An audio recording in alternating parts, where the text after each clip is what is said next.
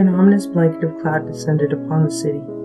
In the day's bleak noon hour, droves of the city's downtrodden and forgotten gathered in the heart of downtown in the hopes of a warm meal. Through a din of conversation, a steady flow of patrons climbed the narrow stairs to the loft.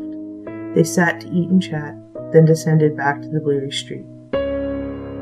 I wouldn't normally be dragged out of bed on such a blustery day, but the cupboards were empty and would be for at least another day, if not longer. It was a bitterly cold day for midsummer. Nonetheless, the minimalist cafeteria-style loft was packed.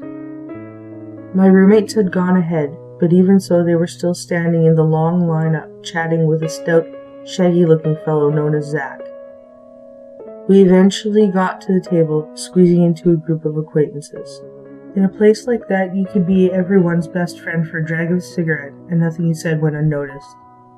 There was a general low atmosphere. Places like that attracted two kinds of people that didn't mix well, the unsavory and the mentally unstable. Needless to say, I was anxious to leave.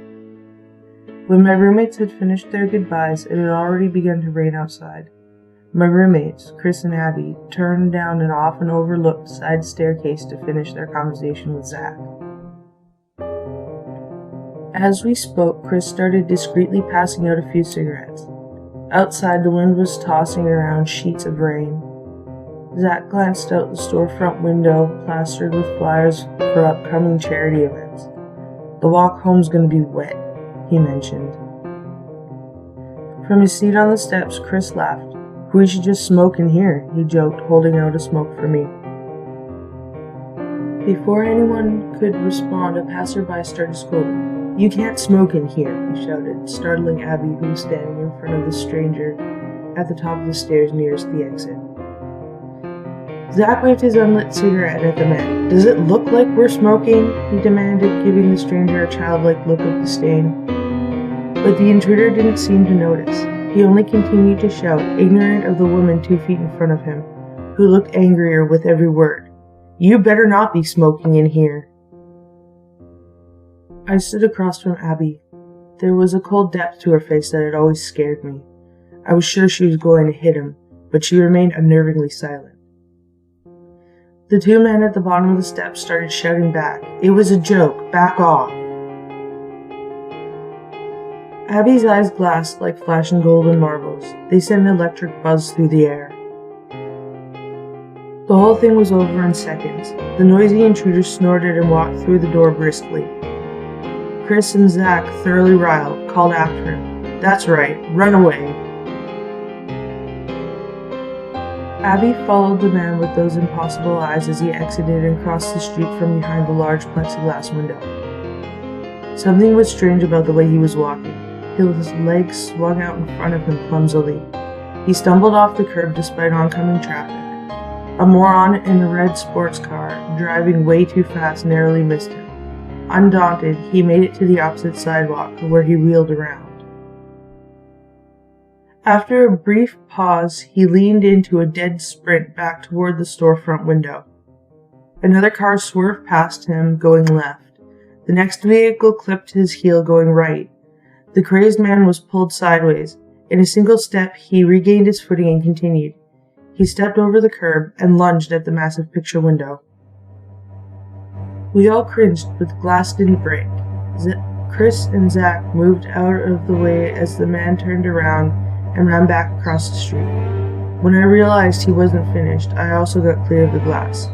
Only Abby remained behind the window.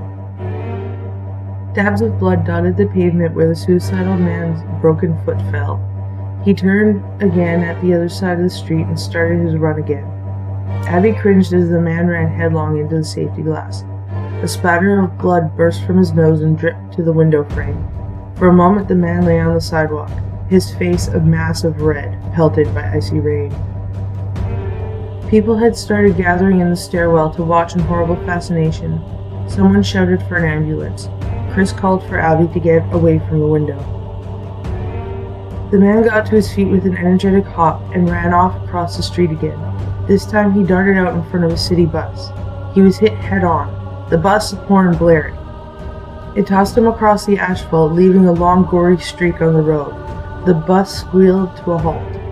Spectators piled out the door as fast as the 3-foot frame would allow. Some unsure, even sick, others morbidly fascinated. I watched all this in stunned disbelief. Before anyone could reach him, the man, who didn't look like a man anymore, got up with that same vigor and continued his run to the opposite sidewalk. He lined up with the window again. People were gasping and screaming for him to stop. The man started to run back again, his face peeled back to expose the bone of his chin and forehead, his arm dangled by a few threads of muscle. Blood sprayed out and mingled with the rain as it fell. He lowered his head to the glass. Abby's cold, unyielding stare broke as she cringed. With an almost musical sound, the glass between them shattered. They were showered with tiny, dangerous shards. Abby stood at the top of the stairs as the man lay crumpled and broken at the bottom. She sneered at him, and I swear I saw her mouth. "Mind your own business."